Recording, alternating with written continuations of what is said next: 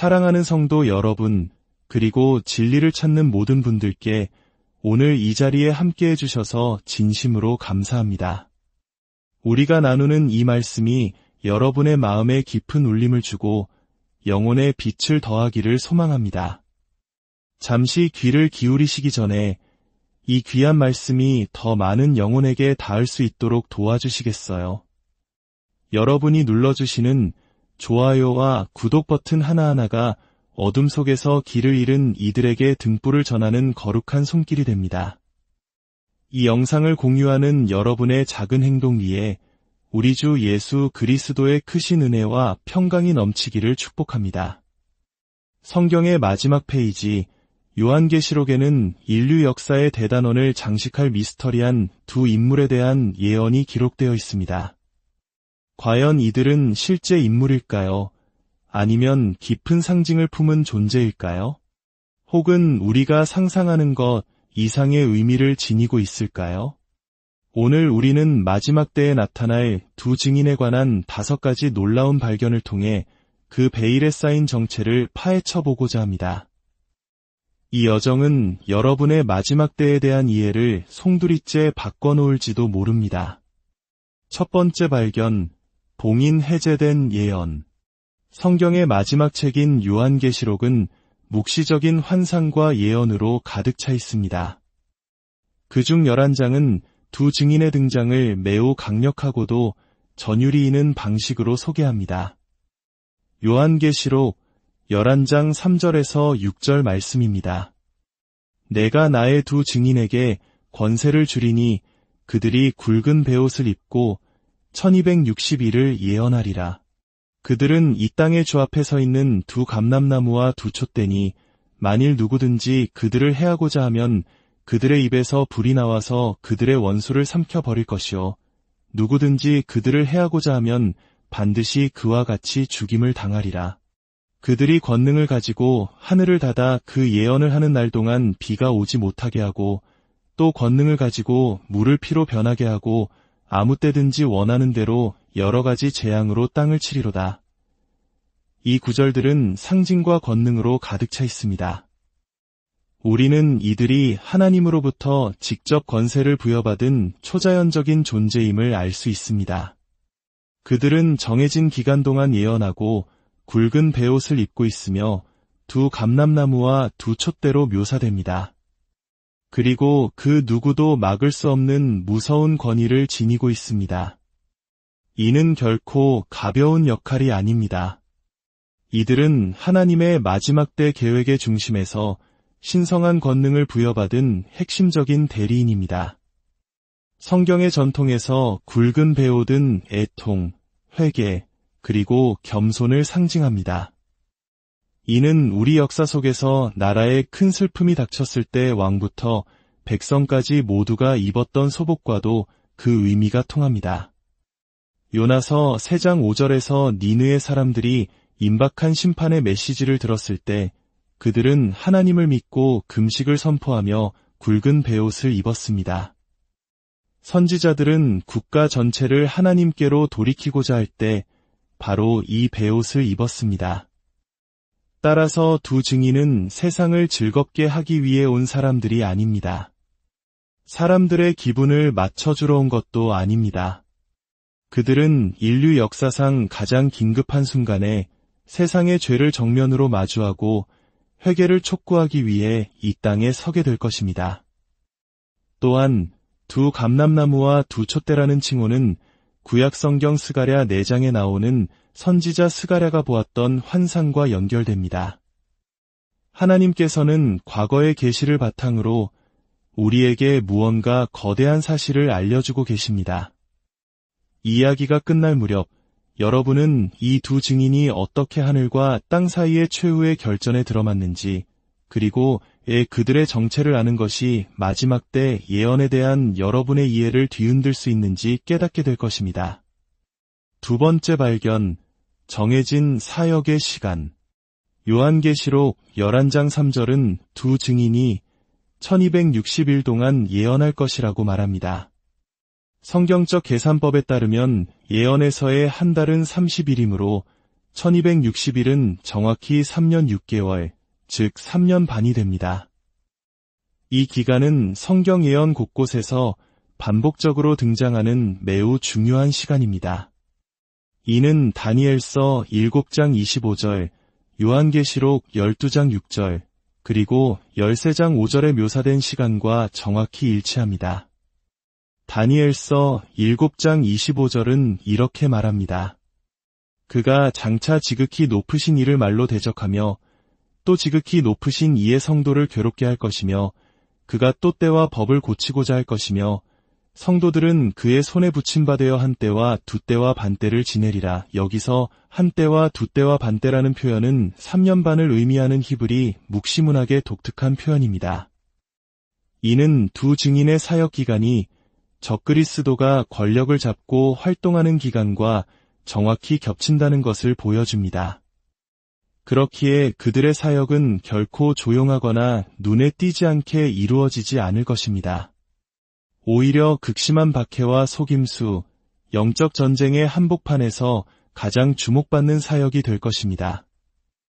그들은 인류 역사상 가장 어두운 시기에 진리의 빛을 밝히는 가장 밝은 등대로 보내질 것입니다. 세상은 그들을 환영하지 않을 것이고 받아들이지도 않을 것입니다.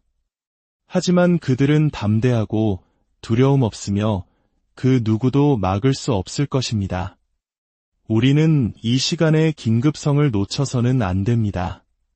하나님께서 정확히 이 시기를 위해 그들을 일으키신다는 사실은 심판 속에서도 세상을 결코 버리지 않으신다는 것을 보여줍니다. 하나님께서는 여전히 진리의 목소리를 보내십니다. 그리고 그 진리에는 경고와 희망이 함께 담겨 있습니다. 이 시점은 또한 하나님의 성품을 보여줍니다. 그분은 공의로우시지만 동시에 자비로우십니다. 심판이 쏟아지기 직전에도 그분은 먼저 사자들을 보내십니다. 홍수전에 노아를 보내셨던 것처럼 니느웨에 요나를 보내셨던 것처럼 예루살렘 멸망전에 예수님을 보내셨던 것처럼 이제 그리스도의 재림 직전에 마지막 두 선지자를 보내시는 것입니다. 세 번째 발견, 하늘의 권능과 보호. 이들의 사역은 평범한 예언 사역이 아닙니다.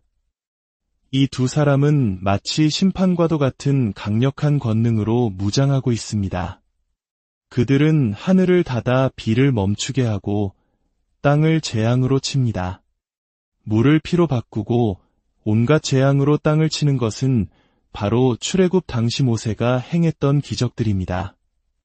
출애굽기 7장에서 12장을 보면 모세는 나일강을 피로 바꾸고 이집트에 10가지 재앙을 내렸습니다. 이 때문에 많은 성경학자들은 이 두 증인이 바로 엘리야와 모세가 다시 이 땅에 돌아온 것이라고 믿습니다. 혹은 그들의 영과 능력을 그대로 이어받은 존재일 것이라고 추측합니다. 흥미롭게도 모세와 엘리야는 모두 비범한 마지막을 맞이했습니다. 엘리야는 열왕기하 2장 1절에서 불수레를 타고 하늘로 올라갔습니다. 모세는 죽었지만 유다서 1장 9절에 따르면 천사장 미가엘이 그의 시신을 두고 사탄과 다투었다고 기록되어 있습니다. 더욱 놀라운 것은 마태복음 17장에서 모세와 엘리야가 변화산에서 예수님과 함께 나타났다는 사실입니다. 그들은 예수님과 대화하며 서 있었고 제자들은 그들이 살아있는 것을 똑똑히 보았습니다. 왜 하필 그 두 사람이었을까요? 바로 모세는 율법을, 엘리야는 선지자를 대표하기 때문입니다. 그들은 구약 성경 전체의 증인이자 예수 그리스도를 증언하는 궁극의 증인들인 것입니다. 이 두 증인의 등장은 마지막 때의 징조일 뿐만 아니라 오늘날 교회를 향한 강력한 메시지이기도 합니다. 미지근한 신앙의 시대는 끝났습니다. 부드럽고 듣기 좋은 설교의 시대는 지나갔습니다. 하나님께서는 이제 불과 진리, 그리고 거룩함으로 가득 찬 사자들을 보내고 계십니다. 우리는 그들을 알아볼 준비가 되어 있습니까? 아니면 세상처럼 그들을 거부하게 될까요? 네 번째 발견, 죽음과 세상의 축제. 하지만 그토록 강력했던 그들이 쓰러질 때 어떤 일이 벌어질까요? 두 증인의 이야기는 날카롭고 거의 믿을 수 없는 전환점을 맞이합니다. 요한계시록 11장 7절은 말합니다. 그들이 그 증언을 마칠 때에 무적행으로부터 올라오는 짐승이 그들과 더불어 전쟁을 일으켜 그들을 이기고 그들을 죽일 터인즉. 잠깐 이 구절을 이해하셨습니까? 그 모든 권능과 기적, 막을 수 없었던 불과 가뭄 끝에 그들은 죽임을 당합니다. 여기서 우리는 예언의 대가가 얼마나 큰지 명확히 보게 됩니다. 아무도 예언의 대가에서 벗어날 수 없습니다. 하나님께서는 그들이 쓰러지도록 허락하시고 세상은 환호합니다. 요한계시록 11장 9절과 10절은 충격적인 장면을 묘사합니다. 백성들과 족속과 방언과 나라 중에서 사람들이 그 시체를 사흘 반 동안을 보며 무덤에 장사하지 못하게 하리로다.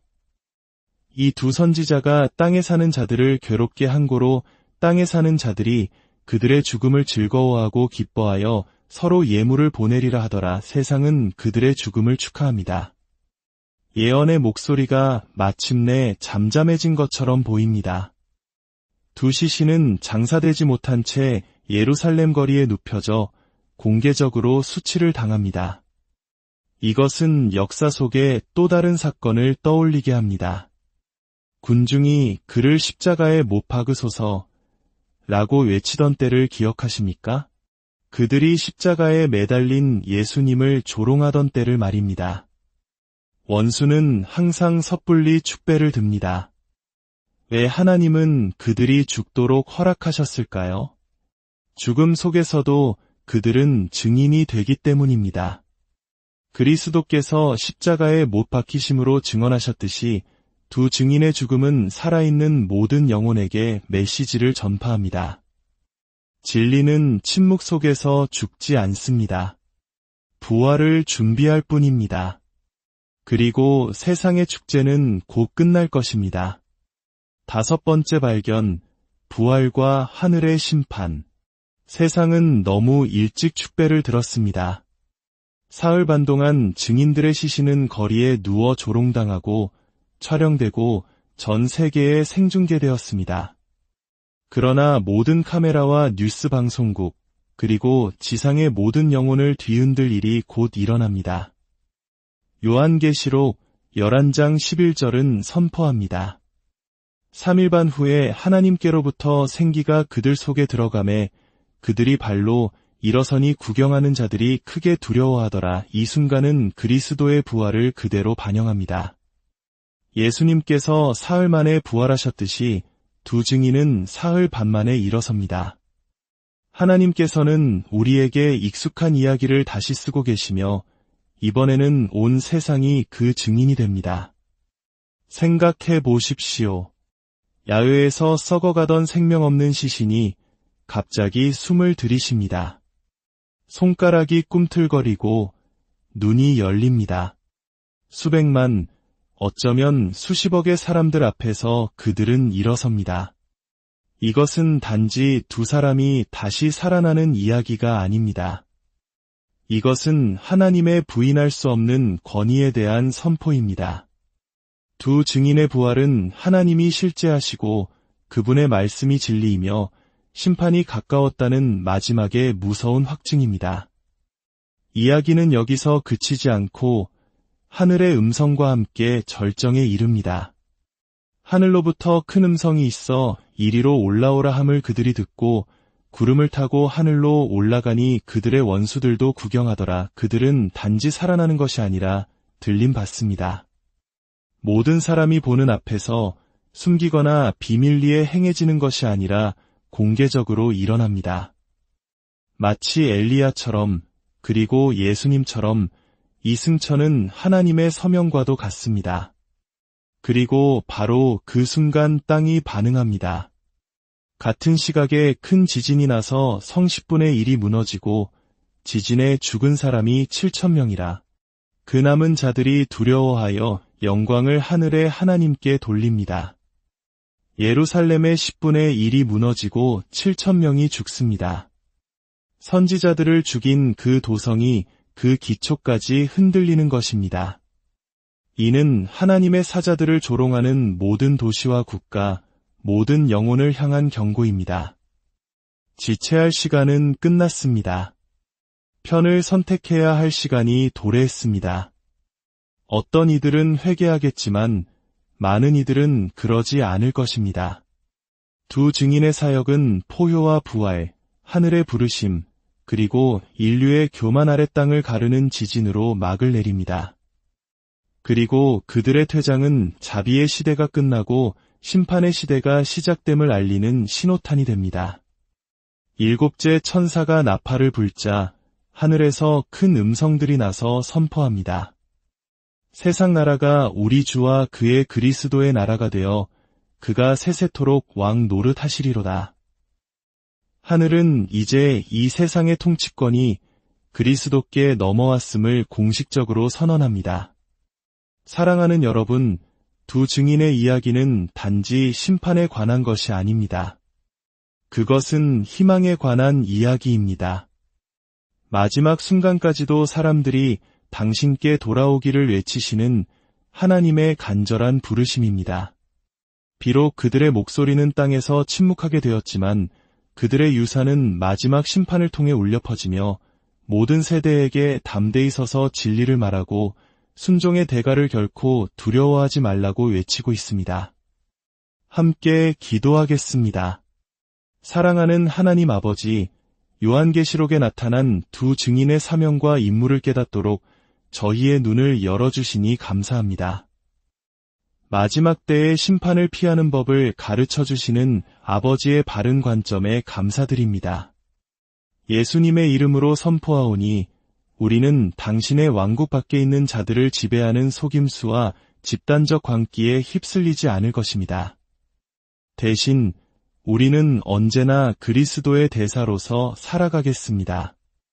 이 말씀을 듣는 모든 분들의 삶 가운데 우리 주 예수 그리스도의 은혜와 평강이 영원히 함께하기를 간절히 기도합니다.